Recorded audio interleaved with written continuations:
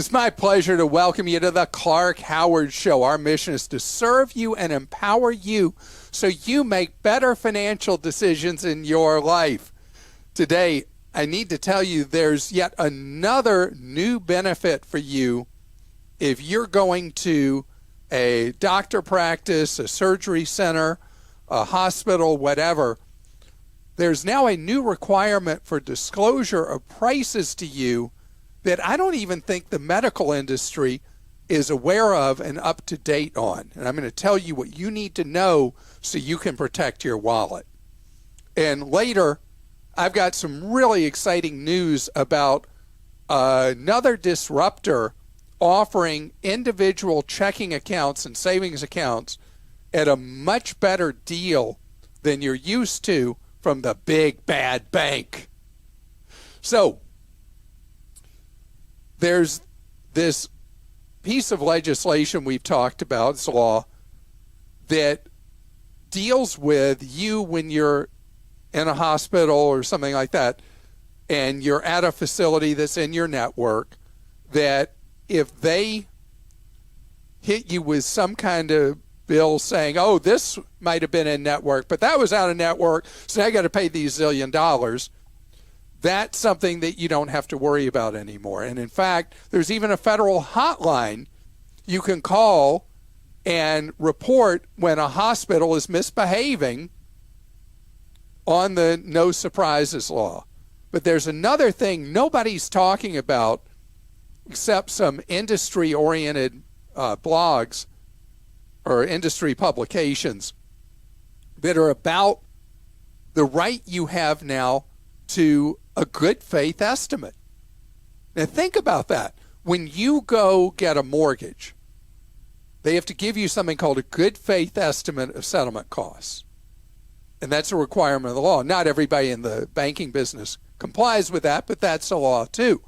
So now, when you're going to have a non-emergency thing, you have the right to a good faith estimate. And the rules are pretty tight once you know to ask for that and you get it, for them charging you way beyond that. There are caps on how much you can be charged beyond that. But here's the beauty of it. I want to take you down a road I've mentioned before.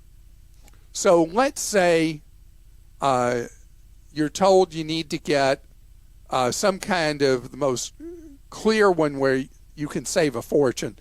You're told you need to have a diagnostic like a CAT scan or an MRI or something like that.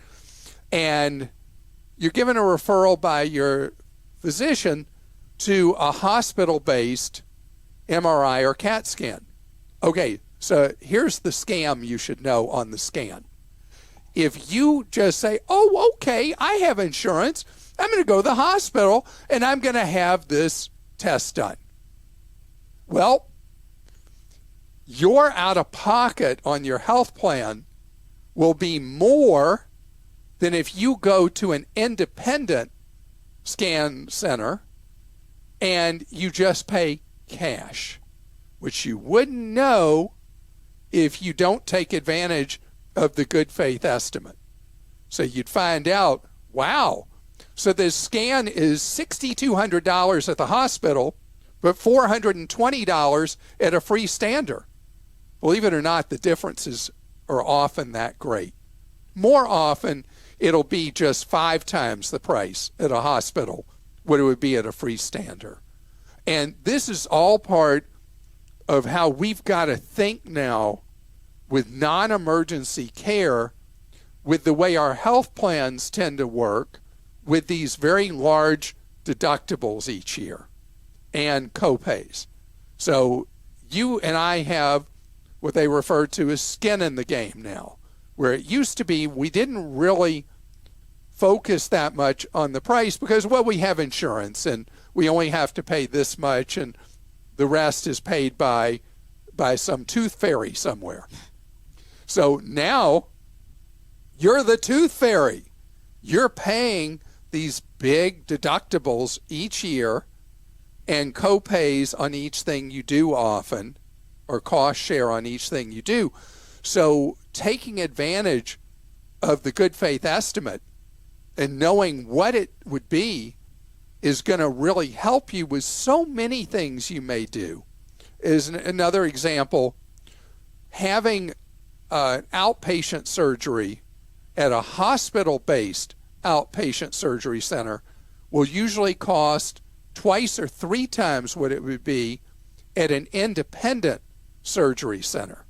Not always, just usually, because the way it works now, the hospital market has gone through a dramatic change over the last 25 years. And hospitals are trying to establish massive market share and market strength by metro area. And as they get that market share and market strength, they then take the prices for procedures, and normally as organizations get larger, they potentially become more efficient. There's something called economies of scale in business. But in the hospital business, it's the opposite. As they get larger, the prices go up, up, up, and away instead of down. So now you know that you as a consumer have tools now to go shop, and those tools could save you a ton of money. Christa? This question's from Michael in Alabama. Is it complicated to change the company that manages our investment accounts? My wife and I have Roth IRAs and a college fund for each of our children through a company that we aren't getting a very good response from. Every time we email our agent, we never get a response, and all we ever get are bulk emails he sends out. Recently, when I look at our accounts, I see regular small charges each month that I cannot understand the reason for. If we wanted to switch to another manager like Fidelity, would they handle it, or would we have to close the accounts with the company we have now, pay the penalties, and move the money ourselves? All right. So, Michael, I'm so glad you're asking about this, and I'm very puzzled because you're with an ultra high-cost money manager, investment company. I mean, massive commissions and expenses with who you're with. And in theory, the idea of being with such an ultra high cost provider is that you would be getting a lot of personal attention. By your telling, you're getting the worst of all possible worlds. You're paying huge costs and you're getting no service at all. So what you're paying with this company versus being with, you mentioned Fidelity, you're paying probably 40 times the expenses with them that you would be paying with Fidelity all in. 40 times. That's your money that's vanishing in huge costs that you don't need to pay. So there's a couple of elements here, and so I'm going to get you lost in the weeds for a bit here, Michael, but hang with me. So Roth IRA money. You are allowed to sell the positions you have with this ultra high cost company, which is what I want you to do, with no tax consequence, and require that they send you a check of the money, and then you're given 60 days, no more than, better to be less, from the date on the check you receive from this high cost company to march that money over to Fidelity or some other low cost company. Fidelity's a great choice for you, and put the money in, no tax at all. You open a Fidelity Roth IRA or wherever low cost you'd go, and then you put the money into what you're going to have in the Roth. If it were me at Fidelity, the simple button is to put it in their index-based target retirement fund for the year closest to when you're going to retire. The cost of that is so close to zero, it's crazy. And your money will grow fine over the years. So now let me move you into the weeds. You're with an ultra high cost, ultra commission company. And the salesperson may have put you in things that have what are known as surrender charges for selling them. So not only are they charging you giant fees to be in them, there may be fees for you to exit from the investments inside that Roth IRA. And that you're only going to know when you ask. Obviously, your salesperson doesn't want to talk to you, so you're going to have to call the administrative side and find out. Or you could take your statement in to a Fidelity Investor Center, and they'll be able to decode all the financial mumbo-jumbo and walk you through the process and let you know how to get it done. Now let's move to the second thing you mentioned, college fund. I don't know if the college fund you're in is one of those garbage insurance policies being sold as if they're a college fund, which is very common with this particular company, high-cost company you're with, or if they have you in a legit 529 college savings plan. If you're in a legit 529 college savings plan, you are allowed to move the money tax and penalty free from this provider to a low-cost 529 plan provider. And I have a guide at clark.com that'll walk you through the low-cost plans. Look for one, see if I've got a recommended one in your state of Alabama, and then the state would help you, the 529 plan provider, or if Alabama is not one of the better plans, I just don't remember with 50 states, pick one of my favorite plans on my Dean's List with high honors, and they'll help you migrate that money if it is in fact in a legit 529 plan. If it's in one of those crummy insurance policies pretending to be a college fund, then this gets a lot messier. And then again, I would default to an investment advisor with Fidelity, who would walk you through what to do with the money that they've put into a garbage insurance policy. But again, I don't know if you're in 529 or you're in some kind of pretend college fund that is being sold through insurance. And Christa has pulled up the Alabama plan. College Counts 529 fund is an honor roll choice, so it's not the highest level of the 529 plans, but it is a good, decent plan, and that would be where you'd want to save for your kids' college. And I apologize for the length of my answer on that one. This was a pretty complicated situation, and it's one of those things that in life it can be a lot easier to get into trouble than to get out. And being with an ultra-high cost, ultra-high commission organization where the representatives are not fiduciaries, they are not legally required to do what's best for you.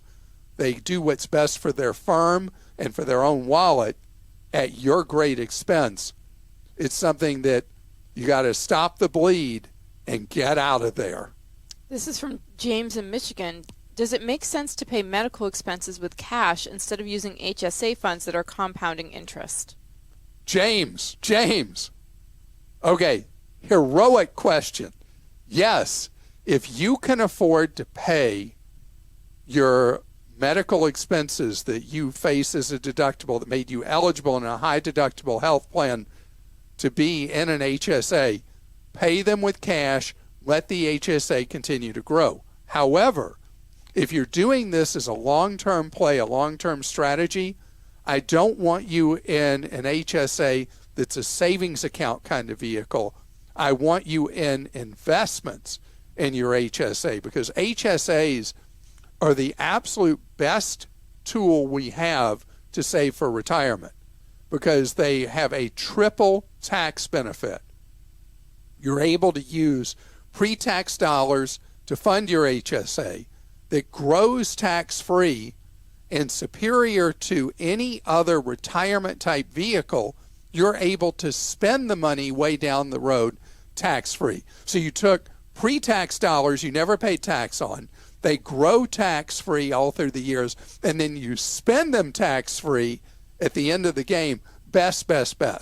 So if you think over the years, over the decades, you can pay your deductibles with cash on hand, you want that HSA to build, you want it to grow, and as a result, you want to invest the money, not save it. A lot of people aren't aware that a lot of organizations, gosh, it's like the Fidelity segment. Mm-hmm. Fidelity is a very good player in the HSA market with the ability for you to do ultra low cost investing with your HSA money and have it grow all through the years. And then much later in life, typically in retirement, that's when you start drawing on it to pay medical expenses, as those tend to grow as we age.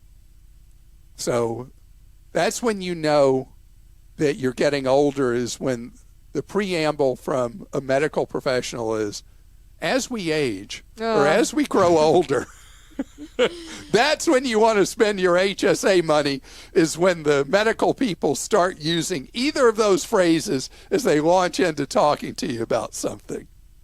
So coming up next, there's a new checking account from American Express that's a potentially great alternative for you. We have such an interesting time right now in personal finance, in that we have these legacy organizations with stranded costs known as traditional banks, places that have branches with parking lots and people, that when you do business with one of these, they're becoming slowly dinosaurs, you pay a huge amount of overhead by doing business with them, that in a modern era, the era of smartphones and the internet, that you don't have to do anymore. And so one player after another, either a newbie starting up, what are known as fintechs, or an old player, but one that's never had branches, says, you know what, we could do that too. I think of military personnel, retirees and their families having access to USAA Federal Savings Bank, that is now one of the largest banks in the United States, and to my knowledge doesn't have a single branch in the world, but does business worldwide, and is able to offer a very low-cost operation that passes the savings on to USAA members. Well, now a very big, profitable organization, American Express, that's trying to make money on everything they do, has launched what they call a digital checking account. And so this, the brand name for it is Amex Rewards Checking, is available to any cardholder with American Express. And American Express is really looking at what their cardholders really are motivated by and how they've set up the checking account. It's a fee-free checking account, and you get points as you use their account debit card, not a product I think of American Express with their charge cards and credit cards, but now they're going to have an American Express debit card tied into this, and they're going to have reward points that you can earn using that with your checking account, as well as, instead of looking for every possible way to fee you on a checking account, they're going to pay 0.5% on the checking account. I mean, no, not a lot, but you compare it to the giant monster mega banks that are always looking every day for what new fee they can dream up to charge you. Can I ask you? Yes. Because you always say you don't like debit cards. Right. How do you feel about that? So this is a tough one for me, because their rewards are tied in to this debit card, and the risk with debit cards, if you use them for walking around kind of things, then there's less risk of not having the protections of the American Express credit card you're carrying. Because with that credit card, you buy something, the merchant doesn't deliver the goods you order online, or you buy an airline ticket and the airline goes bust or whatever, you're protected with that credit card. On the other hand, you use the debit card, you don't have those protections.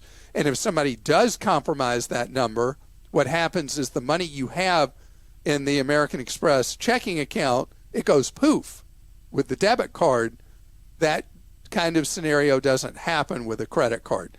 So yes, very important. And so anytime there's a scenario, like someone will ask me, so I've got this offer that I'll get 2% on my checking account if I use a debit card 15 times a month.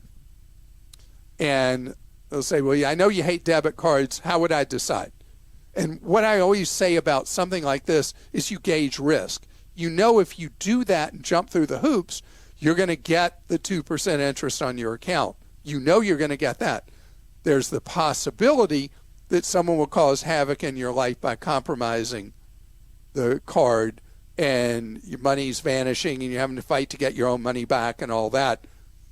So you weigh the reward you know you're going to get versus the risk involved. And don't keep all your money in it. Well, that is the other alternative but that's not what American Express is after. They're not after people having this as a non-transaction account. They're looking for people to use this as their regular checking account. Because, I mean, think about, when's the last time you were in a branch bank? Years ago. Yeah, I mean, it's not something we do. We don't go to branches anymore. And it's funny, if you go into some banks now and you have a problem with your account, they say, oh, we don't handle that here. You've got to call the toll-free number.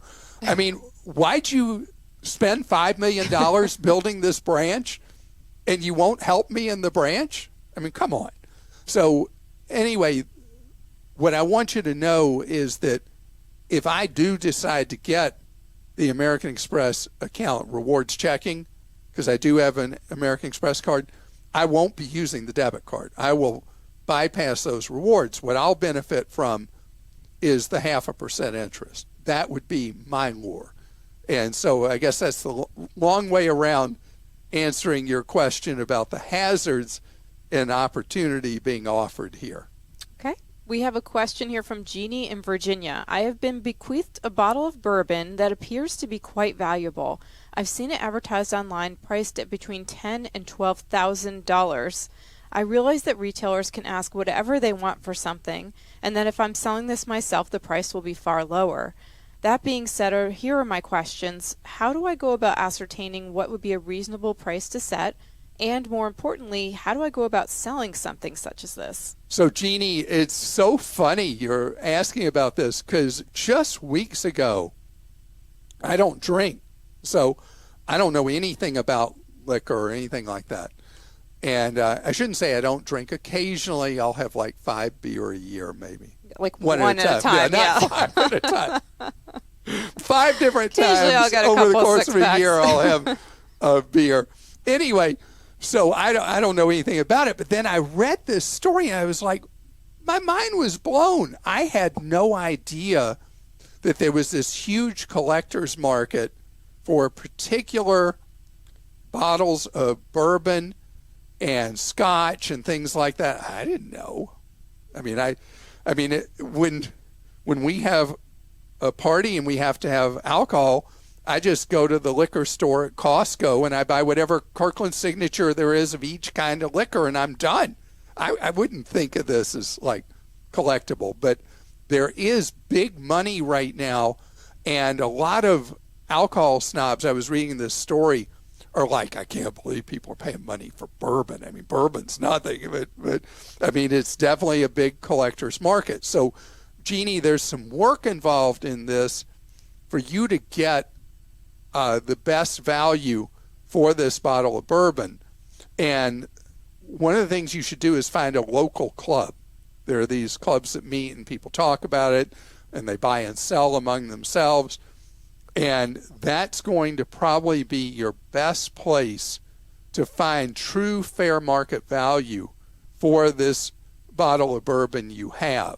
I'm getting you to spend some time, and you will hear a lot of talk from people that'll just go, if you're not into this, go right over your head. But all you need to know is how much money you're going to be able to get for this bottle of bourbon. And the collectors are going to be a great market for you. And there are some specialty liquor stores that sell to collectors. You're not going to get retail that way, but you will, if it is the real deal, you're going to get real money for it as long as you've done your homework. And the local, what do you call that kind of club? It's not a collector's club, is it? I guess maybe about specific types. It's probably collectors, but there are also people who like their businesses to buy and sell bourbon specifically. We asked one of our staffers, who's sort of an expert, and he said, an expert because he does this, or he likes to drink? No, he likes to drink. And he said that He said that he actually looked up some in your area that I will send to you because he recommended obviously not shipping it Wait, to you're someone. letting me talk all this about what I read and all that, and you have already done all this work? See, what people don't know is I'm the show horse and you're the workhorse. No, not at all. Not at all. But anyway, that's, you don't want to send it off because you could get scammed, I'm sure, in this environment big time too. So, there are people who, like, they specifically buy and sell bourbon in this case, and you might want to go in person to get a price, or get a price through email and then maybe take it to them in person if you want to sell it to them. Sounds great. Okay, this is from Stephen. Thanks for doing that work, by the way. Of course, that's my job.